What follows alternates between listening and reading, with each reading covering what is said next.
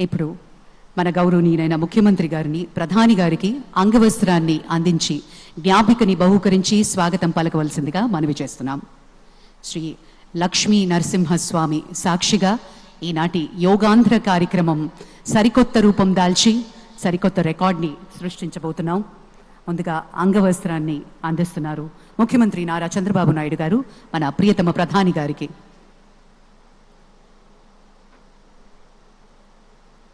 ప్రత్యేకించి కలంకారి నేత మన మూల విరాట్ అయినటువంటి విశాఖపట్నానికి చెందిన లక్ష్మీ నరసింహస్వామి జ్ఞాపికను బహుకరిస్తున్నారు ఈ శుభ సందర్భాన. అలాగే మన ముఖ్యమంత్రి గారు యోగా ప్రాముఖ్యతను ఎప్పుడూ ప్రోత్సహిస్తూనే వచ్చారు.